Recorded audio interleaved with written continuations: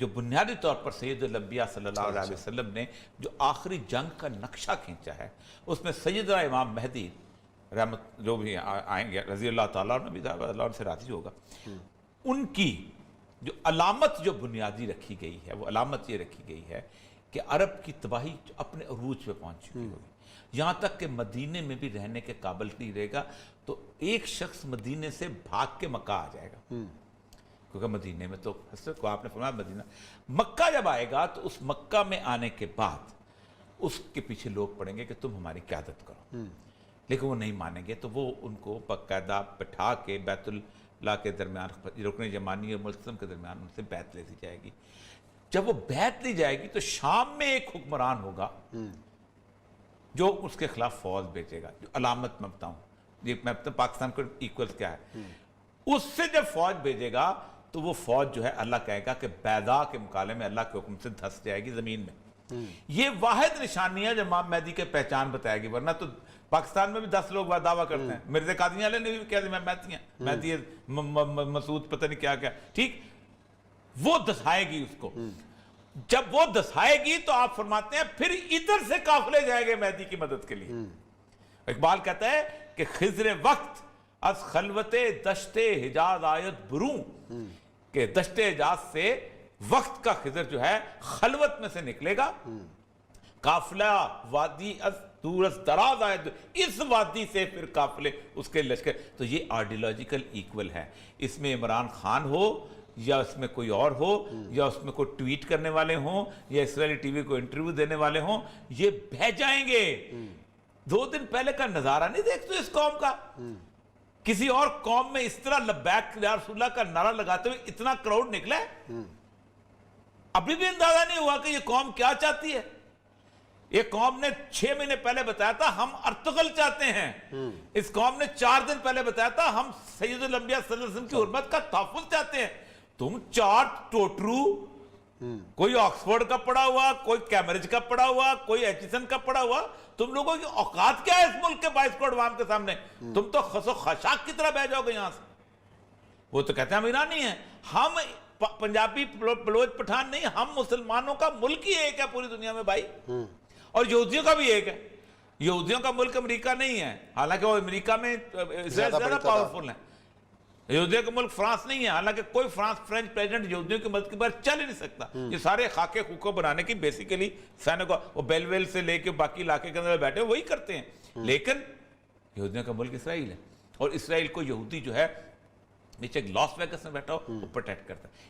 Ideological equal, عجیب و غریب لوگ ہیں، یا تو آپ پاکستان کی بنیادی تصور سے منکر ہو جائیں، کیونکہ پاکستان بھی ویسے ہی ڈینمارک کی طرح کا ایک ملک ہے، تو پھر تو ٹھیک ہے، تو پھر کیا ضرورت ہے؟ میں بھی اپنے دادا کی جا کے مسجد سنبھالتا ہوں امرتسر میں، آپ بھی اپنا کہیں اور چلے جائیں، روہتک حصار میں چلے جائیں، وہ چلے جائیں کسی اور جگہ، کیا ضرورت تھی پھر علیحدہ ہونے کی؟ میرے سامنے یہ آرٹیکل ہے یروشلم centre of the public affairs کا، اس کے اوپر یہ پوری اسٹڈی ہے پاکستان اور اسرائیل کے ریلیشن شپ کیسے تھے۔ وہ شروع ہوتا ہے اس بات پہ، میں آپ ذرا سے اس کی سنیں۔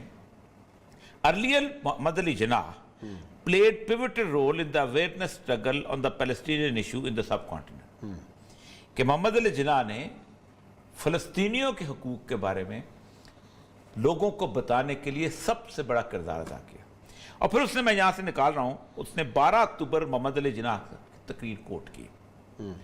Every man and woman of the Muslim world will die before the Jewry sees the Jerusalem۔ یہ خادم حسین رضوی والی تقریر ہے کہ یہودیوں کے یروشلم کے قبضے سے پہلے مسلمانوں کی ہر مرد اور عورت کو مر جانا چاہیے۔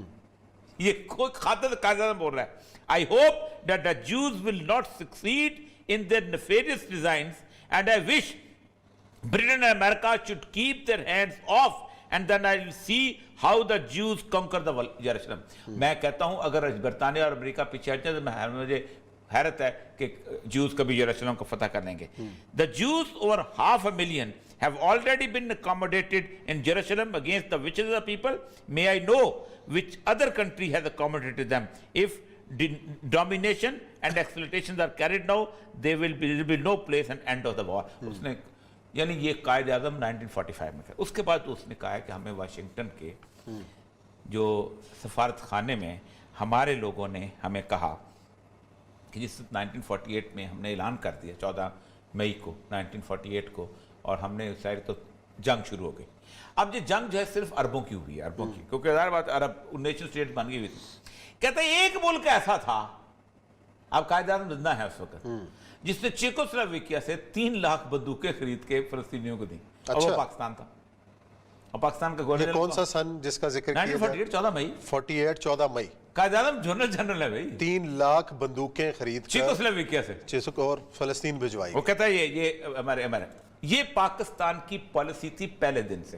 اور اس وقت جب بنا ہے وہ تو قائد اعظم کا اس نے سٹیٹمنٹ دیا ہے کہ قائد اعظم نے یہ ہمارا مذاق اڑایا ہے، اور اس نے یہ کہا ہے کہ it's a bastard child of the Europe, یہ ایک ناجائز بچہ ہے اسرائیل یورپ کا.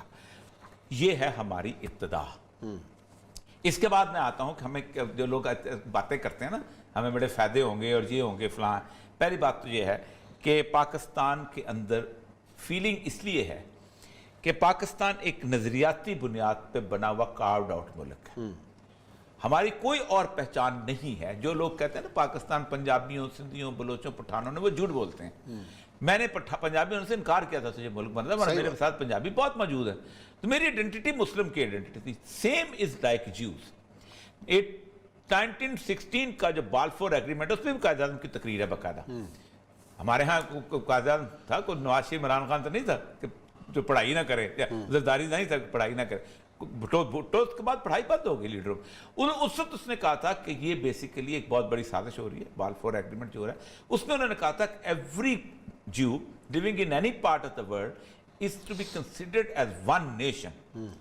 خواہ وہ نائجیریا میں رہتا ہو، انڈیا میں رہتا ہو، ایک قوم ہے. And they have all the right to go back to their promised land. اپنے اس میں یہ تھا بالفور ایگریمنٹ. بالفور ایک وزیر خارجہ تھا برطانیہ کا جو انہوں نے ایگریمنٹ کیا تھا.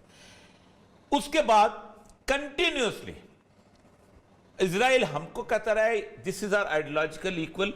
ہم اسرائیل کو کہتے رہے ہیں کہ یہ ہمارا دشمن ہے. وعلیکم السلام. شاید یہ بتائیے گا کہ نئی انتظامیہ کے بعد لگ ایسے رہے کہ معاملات جو ہیں ظاہر ہے اس نے اپنا اختیارات سنبھالنے ہیں، چینج ہونی ہے، تو کہاں تک پہنچا ہے معاملہ اور کچھ رکاوٹیں پیدا ہوتی نظر آ رہی ہیں، وہ کیا ہیں؟ ایک تو نئی انتظامیہ امریکہ میں جنوری صدارتی انتخابات ہوئی ہیں. اگر اس حوالے سے دیکھا جائے تو اس حوالے سے ابھی تک مذاکرات پر اس کا کوئی بھی اثر نہیں پڑا ہے.